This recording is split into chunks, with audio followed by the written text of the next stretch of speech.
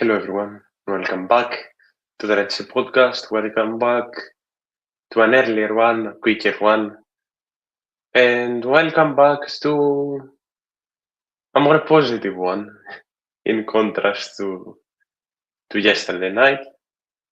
Welcome back to basketball talk, and a basketball talk full of positivity, full of momentum, full of pride, and a basketball talk that perhaps everyone and no one expected at the same time.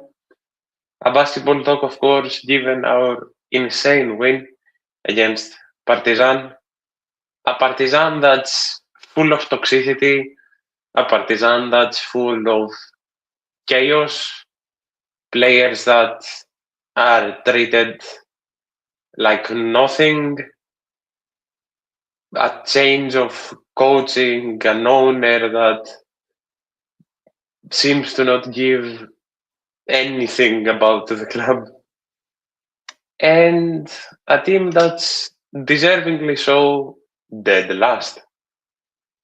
Coming off, I think that was their seventh straight loss, if I'm not mistaken. And for us, it's a dream scenario because yesterday you could even stand and call the game a banana peel game. You could easily call it that given where Partizan stand and where we stand and the goals and the pressure on each team and the motivation of each team. And it was again one of those games that if you stood on your feet and you played like a proper Olympiacos, you'd win easily, which is exactly what happened. It was this close to a record-breaking win. Of course, it's our third biggest away win in Europe in our history. And within the realms of the Euroleague itself, it's our second biggest away win. And it's nothing but momentum. The lead even went up to a plus 49 at some point, and Olympiacos showed up like Olympiacos. And Olympiacos showed up like Olympiacos in a point of the season where a turnaround had already started, and perhaps this is a statement of we're here and we're even stronger now from everyone, because everyone scored. 11 players played, all of them scored, and it was a mixture of incredible performances to okay performances. There were standouts and there were people that played good. No one yesterday played bad. We played like a well-oiled machine, but we'll get into that in a few. For now, for a start, of course, field goal percentage-wise, we were more than okay.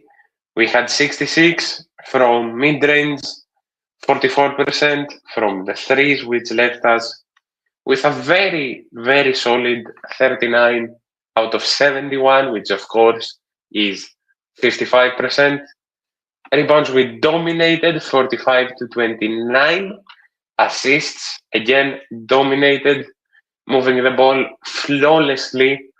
And if I had to give an assist of the game award, quote unquote, it would probably go to Thomas Walkup, who was amazing and definitely one of the standout performances. And of course, that assist would be that incredible alley to Donta Hall. The much improved Donta Hall at that, but again, we'll get into that in a minute. Turnovers, nothing really to complain about, despite the 8 turnovers in general being there.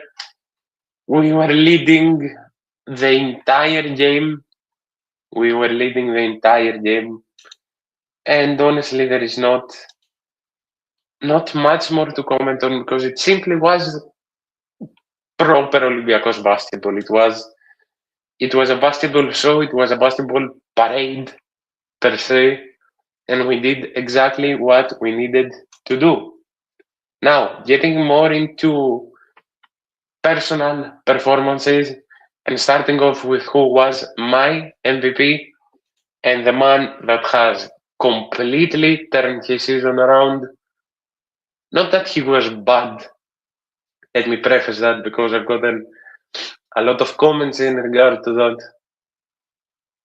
Throughout the entirety of the season, I said that I've been a bit critical towards Sasa because there were moments where he could have stepped up. There were moments where he could have done much more than he already did, even if what he did was a good performance. It wasn't a Vezenkov performance. And what we've been seeing the last month or so has been Sasa performances. This is what Sasa can do. This is what Sasa can always show up with. And once again, he showed up, he showed off. He scored 25 in 28, picking up 7 rebounds and 1 assist. Just completely showing why he's still one of, if not the best player in Europe. Putting in his case as well for MVP. And the most important thing for me is that he's starting to show up consistently. Again, game in and game out, we're getting the Sasa Vezenkov that we know we can get. We're getting the star Sasa Vezenkov and the Vezenkov that this team needs to constantly show up and step up. That's exactly what he's been doing, and that's exactly what I've been yelling about from the start of the year. Sasa has to, and I'm sure he's demanding the most from himself first, and he should be. He should be demanding the most because the talent Sasa has and the work he puts in will always result to performances like this. And from the moment onwards that he went up and found his confidence, everything has been going as smoothly as expected. And that's the best we can hope for in regards to both Vezenkov and in result Olympiacos in general. Because when Vezenkov performs like himself, you're a step up from everyone else. Easily. Speaking of someone, though, that's performing like himself again, and that's Alec. Alec Peters, that had a bit of a dip in form, is slowly finding himself again. Of course, played just 12 minutes. He put up 12 points with 4 from the 3, which is in regards to the player, Alec Peters, that's the best thing we can hope for because we know that Alec is arguably the best player when it comes to catch and shoot. Only player that compares to him, in my opinion, in that specific category is Sasa. So with Alec finding his confidence as well and being able to score those threes, being able to pick up the 5 rebounds that he did, being able to help defensively, being able to give an assist, all that combined for someone that comes in the game to cover Sasa Vezenkov is what's needed and is exactly, and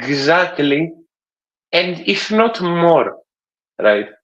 Because I'm sure Alec will keep giving more than just that in the game yesterday. But he needed yesterday's game as an example to find his form, find his confidence again, and to shut some people up, which is sometimes the most important thing. We know what Alec can give. I don't know what's going to happen with Alec in the summer, but until then, we need him at his best, as we need everyone at their best, and that's exactly what we're seeing from our two power forwards, and that's exactly what we need to keep seeing from our two power forwards consistently throughout the rest of the year. And speaking of consistency, because goddamn is he the definition of it, Thomas woke up. A case for MVP last night, very, very close to getting it. He had, I feel like an incredible game is an understatement. In my opinion, he's been the most consistent player of the team this season. Easily, always a much needed help, whether that's defensively, whether that's assisting, whether that's even scoring like last night. Thomas picked up 12. He had 4 from long range as well, which is crazy for Thomas. He picked up a rebound. He, of course, distributed 7 assists, and he had no turnovers. The definition of a perfect game, what we need from Thomas. And again, same as I spoke with Sasha, same as I spoke with Alec, what Thomas Walkup can give, working with his positives and adding to that even more, an irreplaceable starter for the past God knows how long in this team, and someone that's overcome a lot of things, and someone that has gained even more confidence with the acquisition of Monte Morris. Hopefully Monte is back, not even as he was, but even better, given that he avoided the worst, and he'll be back relatively soon, given the injury threat he had.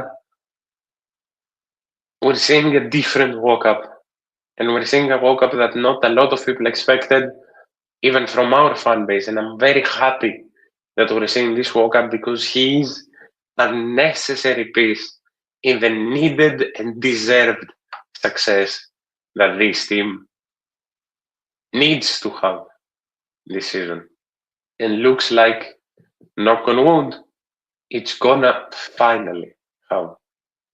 But I don't want to speak too soon because another injury may come out of nowhere, and God knows with how cursed this team is sometimes.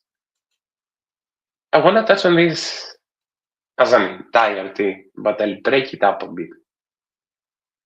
The front line, the front court that Olympiacos has managed to acquire, the front court that Olympiacos has managed to build, the depth of it, the complementary styles of it, and must we keep in the back of our minds that we have Moose coming in as well. Whenever he's healthy, is scary, terrifying. As a unit, I don't think there is anyone that can seriously, actually go on and doubt that Olympiacos has the best front line in Europe. I really don't think that anyone can come in and say that with actual arguments. You have Nico Milutinov that's still doing his thing, and he looks more unstoppable than ever. You have him putting up 12, 7, and 1 with a steal and a block to his name. And then you have Adonta Hall, who went through that dip in form, but again, brings up that argument that I made a few episodes ago, that when a player knows that either in front of him or behind him in the order, he has 1 and sometimes even 2 players that will show up, he gains a different air to his game. He gains a different level of confidence to his game, and he can work with his positives and show up to 100%. And mind you, now with Tyreek Jones, won't have to play that many minutes per game. Yesterday, of course, Tyreek wasn't available due to a clause that we agreed with Partizan, but you're seeing a Hall that's more confident than he has been the entire season. And except from aside, actually, from that play that I mentioned with Thomas Walkup, you're seeing a Donta Hall that's putting up 12, that's grabbing 7 rebounds, having 1 assist to his name. And he's, for me, the most important thing that has ticked up a level is not even offensively, it's defensively, with him, of course, picking up 2 steals and a block as well. And you're seeing a Hall that will be reinforcements behind Milu and Tyreek. And you're seeing a Hall that can come in for 5 to 10 minutes per game and completely destroy the opposing team and let Tyreek and Milutinov rest as needed. You're seeing a Hall that will get more minutes in the Greek Basket League as well and will be more confident than ever. And given that his level, of course, is above the majority of the Greek Basket League, you're getting more rest for your other two as well. And it's a win-win whichever way you look at it. Because as I've said before, you have best big in the league, the arguable third best big in the league, and then you have one of the most athletic bigs there are to cover those two for whenever and for whatever needed. You have a scary front line. And a lot of times, that's going to be what is going to win you games. And we're going to see a lot of incredible stuff. I truly, truly believe that. As I said before, Olympiacos worked like a well-oiled machine yesterday. Because if you look at the performances of those that didn't even step up and were at the forefront of the game, you're seeing a Dorsey that didn't perform up to the standards that he set this season. He had more of a quieter game, but he still put up 12, 5, and 2.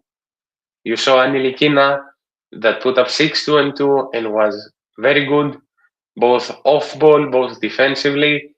You saw a Tyson Ward that once again had an instant impact to the game for the minutes that he picked up. And he had 5, 1, 3 assists. And again, more of a quieter game stat-wise, but again, instant impact. You had an Evan Fournier that had exactly the same instant impact, even though stat-wise he had more of a quieter game. Of course, you saw from Evan Fournier that you're seeing his leadership show up more and more. You're seeing the veteranship that's showing up more and more, of course. Him guiding the team in the timeout as well, aside from Coach V. Him giving advice, him stepping forward, even in situations like that. And we've heard that many times that Evan Fournier is one of the leaders of the team. And honestly, there's no better to ask than the veterans of this team. Because whether you're looking at Evan, whether you're looking at Pap, whether you're looking at Vezenkov after a point, whether you're looking at, honestly, anyone, you're seeing a team that's built like a family and that's going to solve everything that's said to come their way. You're also seeing a Papanikolaou that, again, had more of a quieter game, picking up 3, 5, and 2 in 23 minutes. But he was, once again, one of the instant impacts of the game. And of course, we've said this many times that Pap always has a great impact on the game, especially when he himself is feeling good. And again, that goes back to my point that you don't really have even if you don't really have the people that stepped up, like the Vezenkovs, like the Horns, like the Milutinovs, you have players that had their impact, had their positives immediately in the game, and you have people that are working as a unit, as a team, for, as I said earlier, deserved success. Now, moving forward, we have, of course, Maccabi. Currently, we stand 6th with a 13-8 record, of course, a game less. You have Fener above us that's playing today. And we have to see, in general, how the games today are going to go. But it's positive. It's very positive. Of course, we play Marousi in the league, and then we play Maccabi and Efes. Two unpredictable games, two tough games. Maccabi, of course, at home, and Anadolu, Efes away. Efes away is a game that always proves to be a beast. Efes away is an unpredictable and indescribable game. But we can break that goddamn curse. We can. This team can. And of course, we're going to see Tariq's first minutes in the Euroleague as well. He's more than ready. He has less pressure than ever. He's going to get another JBL game under his belt to get even more ready. And then, of course, after Colossos, we have Barcelona, and then so on and so forth. It's a tough schedule with must-win games, but as we get closer and closer to the playoffs, the team's looking better and better. And that's all we could have hoped for, honestly. This is an interesting question. Was this the easiest game of the year so far? It's a mix, in my opinion. We played a Partizan that is eating themselves alive. From the president to the last player, it's a toxic environment. It's a team that's demolishing from the inside out. But, as I said yesterday on Twitter, even if you're playing one of the worst games in the league, one of the most mismanaged teams in the league, you don't drop 45 on their head just because they're a bad team. So I wouldn't necessarily say that it was the easiest, because in my opinion, the Villeurbanne game when we played them was still the easiest. But I would say that it's a combination of playing a very bad team and being on some of the best form you've been all season. So combining that in hindsight, maybe, but I wouldn't exactly throw it up as an easy game. I'll say it's a combo of both. And as I close out that very nice question, I'll close out slowly but surely in general as well. Of course, not a lot to say, but I wanted to come on and talk about some stuff at the very least about that game and what it means moving forward. It's still a long way to go, don't get me wrong. But I feel like the team is proving game in and game out, perhaps more and more, why they deserve the support. And we need to be behind them more than ever, especially at home games.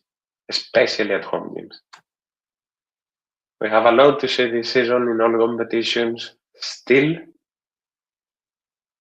And I feel like we'll be certainly very positively surprised. Thank you all, as always, for joining me for more of a quick one, but hopefully a simple yet effective one.